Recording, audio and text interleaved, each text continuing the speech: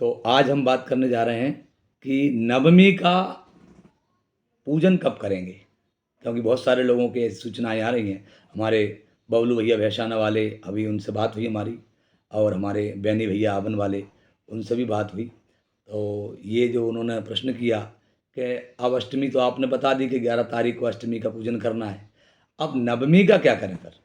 नवमी कब कब पूजन करें उसका? तो नवमी के लिए लिखा है कि जो अष्टमी और नवमी का मध्याह्न समय में अथवा अपराह्न समय में योग होवे, तब अष्टमी और नवमी की पूजा एक दिन में ही प्राप्त होती है। ये समझ में यहाँ तक आपके आ चुका होगा।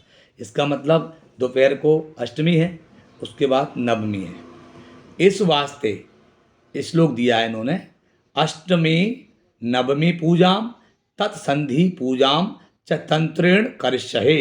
इसका मतलब है एक ही तंत्र में दोनों का पूजन होगा, अष्टमी का और नवमी का। उदाहरण, जिस प्रकार से कभी कभी एकादशी क्षय हो जाती है या वृद्धि हो जाती है, तो हम उस व्रत को द्वादशी में भी कर सकते हैं। कारण कि एकादशी भी विष्णु की है और द्वादशी भी विष्णु की है। द्वादशी में वामन भगवान ने जन्म लिया, तो दोनों ही तिथियां एक ही की हैं। तो हम यहाँ यही सूत्र लागू हो रहा है, अष्टमी नवमी पूजाम तत्संधि पूजाम च तंत्रेण करिष्ये। ऐसा संकल्प करके तंत्र से पूजा करना चाहिए। तो करना कब चाहिए? बोले संधि की पूजा और नवमी की पूजा एक तंत्र से करना चाहिए। अष्टमी की और नवमी की एक तंत्र पूजन होना चाहिए, इसमें कहीं भेद नहीं आता है। ये हमारा एक शास्त्र का नियम हुआ। दूसरा, हमारा शास्त्र कह रहा है, यहाँ दूसरे उदाहरण के लिए हम चलते हैं। तो दूसरे उदाहरण में जो है यहाँ दिया है, कल भी हमने वीडियो में बताया था, कल के में भी, कि अष्टमी तिथि नवमी से युक्त हो, यह नवमी तिथि अष्टमी से युक्त हो। तो अष्टमी तिथि किससे युक्त है? नवमी से। यह लिखा है, अष्टमी नवमी युक्ता नवमी चाष्टमी युता इति पाद्म वचनान। ठीक है, इसका मतलब है कि अगर अष्टमी नवमी से मिले या नवमी अष्टमी से मिले, इससे कोई मतलब नहीं है। लेकिन ये नवमी जो है महानवमी मानी जाती है, इससे बड़ी श्रेष्ठ नवमी पड़ती नहीं कोई भी।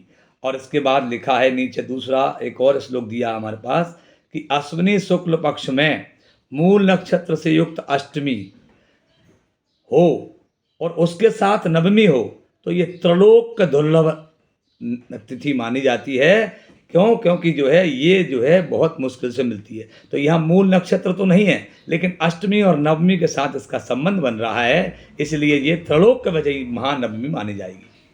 तीसरा एक और श्लोक हमारे पास है उपलब्ध, इसमें ये महत्वपूर्ण श्लोक है, ये बहुत महत्वपूर्ण है। इसमें लिखा है, आश्विनश्य शताष्टम्याम अर्धरात्रे तु पार्वती। इसका मतलब हुआ अश्विन का महीना, शता माने रात्रि, अष्टमी की तिथि, और तु अष्टम्याम अर्धरात्रे तु पार्वती भद्रकाली समुत्पन्ना पूर्व आषाढ़ा समायुता। इसका मतलब है कि अश्विन मास के शुक्ल पक्ष की अष्टमी की आधी रात में पूर्व आषाढ़ नक्षत्र से युक्त पार्वती भद्रकाली के रूप में उत्पन्न हुई। इसका मतलब भगवती दुर्गा का जो जन्म है वो जन्म कब है? पूर्व आषाढ़ नक्षत्र में। ये तीन हमने आपको यहाँ शास्त्र का मत दिया। चौथा मत मेरे पास दूसरा है, तिथि निर्णय, ये मेरे पास रखा है। इसमें लिखा है कि अगर अष्टमी हो और अष्टमी के साथ तिथि नवमी मिल जाए, तो और उसमें तीन नक्षत्र में से कोई एक नक्षत्र हो, कौन सा? मूल नक्षत्र हो, पूर्व आषाढ़ नक्षत्र हो, उत्तर आषाढ़ नक्षत्र हो। तो यहाँ देखेंगे हम कि 11 तारीख को पूर्व आषाढ़ नक्षत्र के बाद उत्तर आषाढ़ नक्षत्र मिल रहा है, तो उत्तर आषाढ़ नक्षत्र हुआ एक बात। दूसरी बात, अष्टमी और नवमी युक्त हुई, दो बात। तीसरी बात, इसमें संधि पूजन हम जो है एक तंत्र कर सकते हैं, तीन बात। अभी वर्तमान में आप देखेंगे हमारे भैंसाना में जो है हमारे आदरणीय श्री गुड्डा महाराज, जो हमारे परम पूज्य प्रातः स्मरणीय त्याग तपस्या की प्रतिमूर्ति हैं, इन्होंने माता दुर्गा का स्थापना का क्रम वहाँ बनाया है, और आप सब लोग जाएं दर्शन करें उनका।